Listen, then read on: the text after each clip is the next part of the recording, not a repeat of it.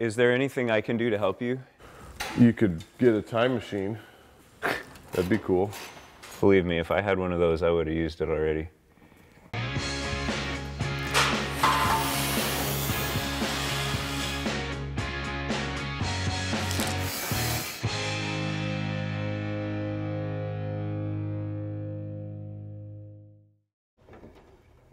I broke something already. Way to go, dude. We just got started. Okay. It's just good to like establish that I'm here. You already kind of started fooling with the seat frame and the shifter. We can do that for the last time. Like, I think we can put the rest of the hush mat down. I'm gonna loom this wire up a little bit better. And then I think we can put the rest of the hush mat down and then like carpet, seat frame, seats, sliders, shifter. Okay. I think as far as you get. So I pulled all of this headlight stuff. You know, most of the original stuff was junk. These, I think, are still gonna be okay. I cleaned them up a little bit. If you can figure that out, that would be awesome. Because then when we put the headlights will be in then when we put the fenders and the grille in. Yep, I'm familiar with those, so I can get those slammed in. So I'm just making these brake lines here. Jeff is inside getting seats and a seat frame and carpet, and you know, here within the next few hours we'll have a truck that not only runs but stops and also has seats to sit in. So that's gonna be exciting. It has to be in the trailer Friday morning and it's Wednesday morning, so however many days that is. Tuesday morning. This is Tuesday. Tuesday. Look at that, you got a whole day back. I have a whole day back, look at that. Well, we have officially reached the point in the project where I couldn't find the stupid 3/8 drive 9/16 socket. And it's like, man, what did I'm sure it's on a workbench or something. Nope, it's just sitting here inside the frame rail. Did you, I was gonna say you found it in the frame or the That's how cross member? you know that you were like nearing the end of your rope. This is kind of for placement only right now. We just need to know where to locate the shifter so everything will clear and work with our console and bucket seats. And this bracket will allow you to use like a Scat Pro Car seat. A couple of quick reference marks here so that I can make sure that we're centered correctly. Part precise measurement, part horseshoes and hand grenades. If I punch like a 3/4 inch to a 1 inch hole there with the step bit, I'll be able to get through the ellipse with the cable because it's just a quarter inch or 3/8 diameter cable. But yeah, I was gonna start small and work it bigger. We can always make the hole bigger, right? Yep. Is that like one of those look before you dig things? Yeah, right. I need to call Wood's hotline here before I plunge this bit all the way into the floor.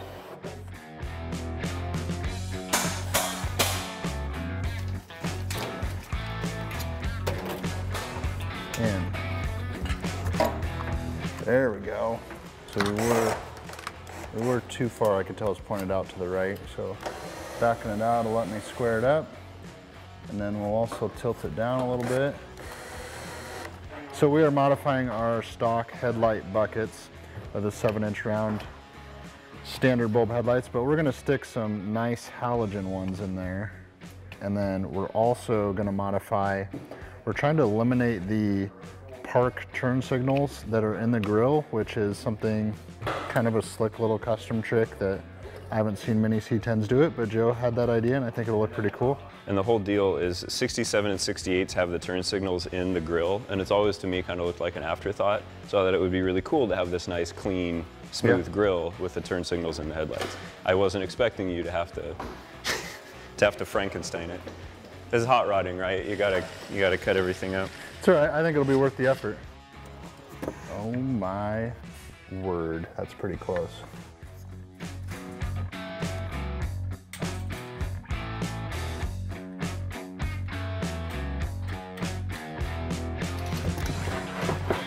Some guys make this really, really pretty, but realistically it's a vibration dampener. So it doesn't necessarily have to be completely wall to wall. You're just trying to keep that surface vibration from happening on these panels. We were starting to run short. I'm like, you got one sheet left. I think that is fantastic. That's way better than I would have done. Hey Joe, Huh? could you take a sec? I got this cable hanging down underneath there, and I'm feeding it in, but I don't want to feed it. It needs to go, I think, between your exhaust pipe and the bell housing. Okay. Under the tail shaft? Under the tail shaft, and then back up and over toward the shift Do you want it arm. like above the cross member? That'd be great if we can. All right, keep going.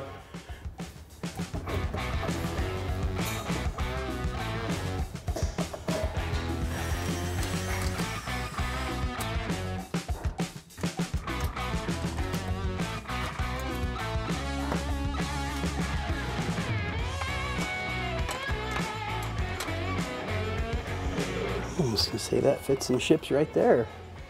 I mean, I could move it forward probably another 1/4 of an inch if I nipped the very front of it off. We could get it up here a little bit more.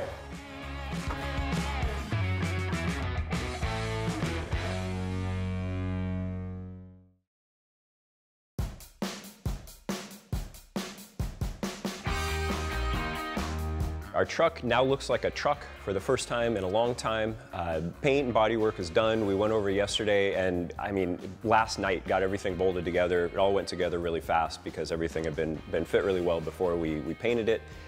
It looks awesome. Like I actually got weak in the knees seeing it for the first time when it was kind of all together and kind of looked like a truck with the paint on it. I am so over the moon about the way this thing's coming together.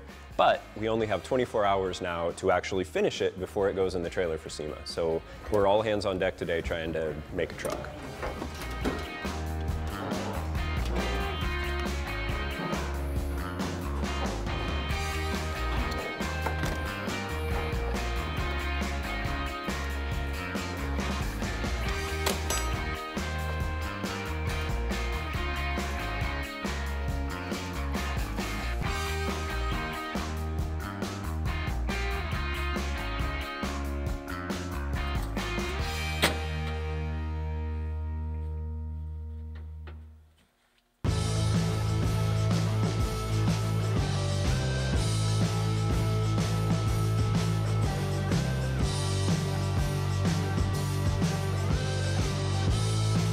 There was a trim package in these trucks they called Highlander or something like that, and it had like a plaid tartan insert in the seats, and I've always thought that was really cool. And then as soon as we did these Dixon flannels, I just immediately occurred to me that that is what we had to do in this truck. So that's what these are. These are the Speedway Motors Dixon flannels that the upholstery guy put into our Procar seats. And like the purple and the vinyl is like the same purple as what's in the seats. Does anybody need a new coffee? Ooh. You better get a coffee, Kevin. I would take a coffee. I would take a plain black coffee if you're going, but it's not a big deal. Yeah, we are pretty short on time. We've got a punch list of things that absolutely have to happen for it to be a truck, with gauges and running and all the body pieces and bumpers and stuff on. So we are going to go through that list. I'm confident we'll be on the truck and loaded and heading towards Las Vegas in the next several hours. Is there anything I can do to help you? You could get a time machine. That'd be cool. Believe me, if I had one of those, I would have used it already. This is what hot rodding's all about, is getting together with your friends and getting stuff done. Even if this was done all the way, we would still be doing something to it. You know, one more test drive or one more this or that or whatever. That's just the way it goes.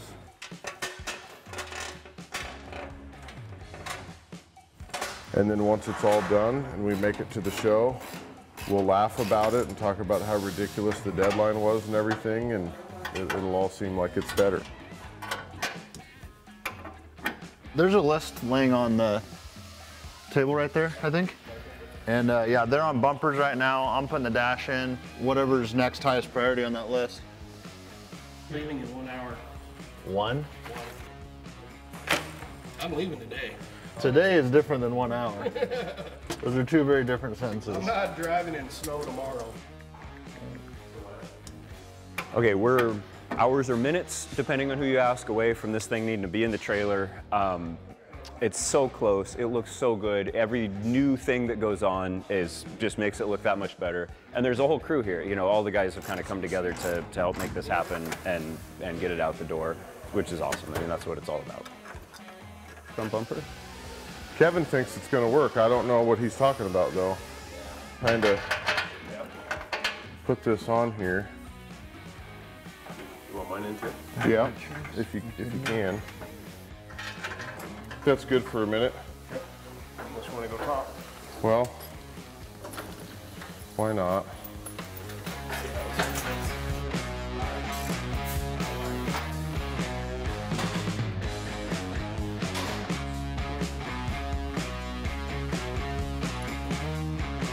Should we try it and see if you got?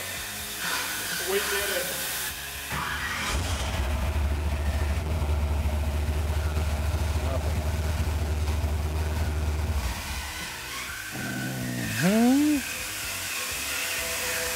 How'd it go? Not good, thanks for asking. I did it right. We didn't have the fuses in the fuse block because it's a new fuse block and we don't want to plug in stuff we're not using. So I had everything wired right and I was paranoid that I had it wired wrong, but in the end we just needed to stick a fuse in the dash lights and then the gauges. Now it works, just like it's supposed to. There we go. Sweeps all the gauges, works like it's supposed to.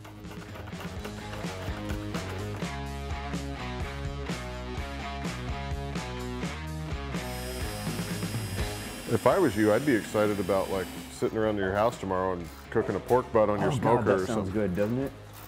You better do that before you have to go to SEMA. This is a cool trick that you can use for putting seat bolts, seat belt bolts. This is just a little soldering iron. It's kind of a nice little trick just to melt a hole right through the carpet where you want to put a bolt or a screw.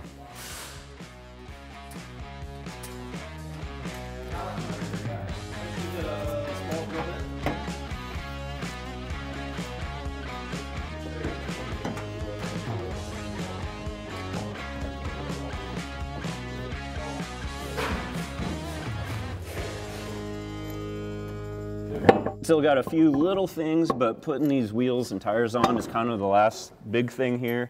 And as this thing was coming together and it was coming out as nice as it is, we kind of splurged on these US mags. They're 18 by 8s in the front. They're 20 by 9.5s in the rear. They look really cool on this thing. Over the time that it's taken us to build this thing, like any project, especially one that starts out as rough as this, you put it together and take it apart and put it together and take it apart, and you do that a million times, it seems. And now to be putting it together kind of for the last time is a pretty big deal. And you know, pretty much all of the guys here at Speedway who have helped along the way are here helping today. And I'm having lots of feelings about it. I'm actually kind of getting chills thinking about putting this down and then seeing it in the booth at SEMA. It's been a long road.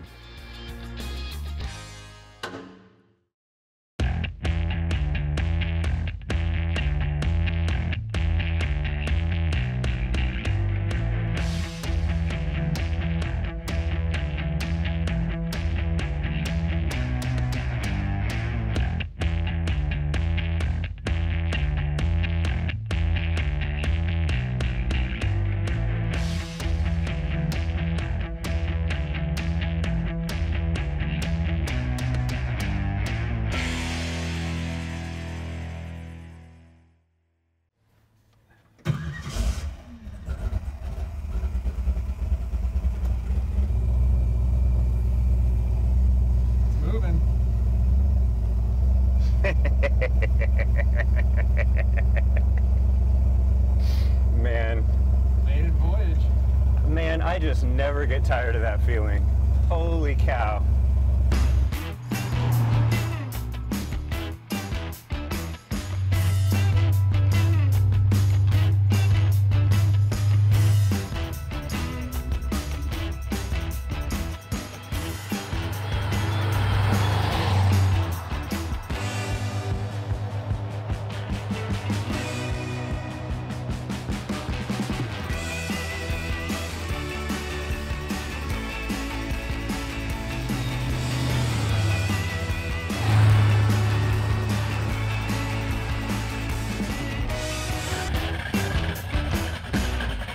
I'm very happy. I mean, I'm gonna go home and go to bed. It's like better than I thought it was gonna be. And it moves. We drove it. You were there, you saw it.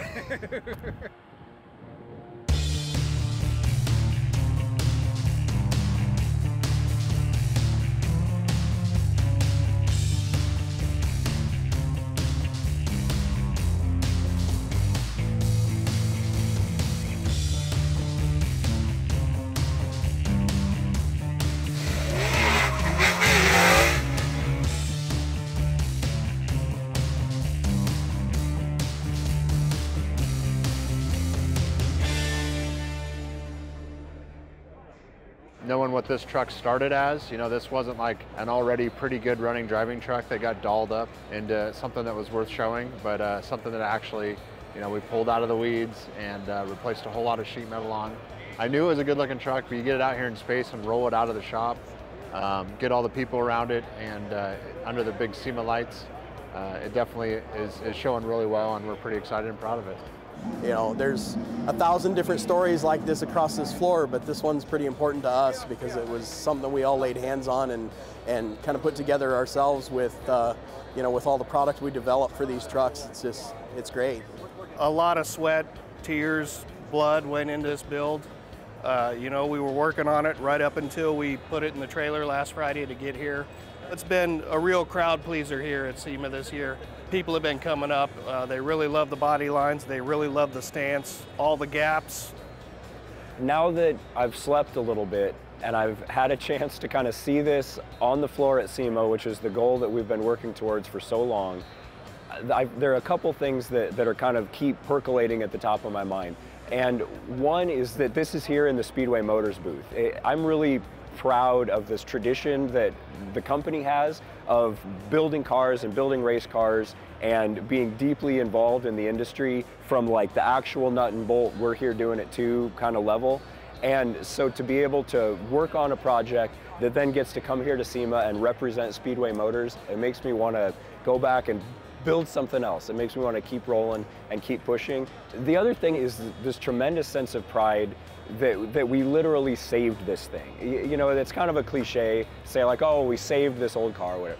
We saw the potential in it, this thing had a good soul, and we're able to see it through to where it went from nothing to something that we can be really proud of.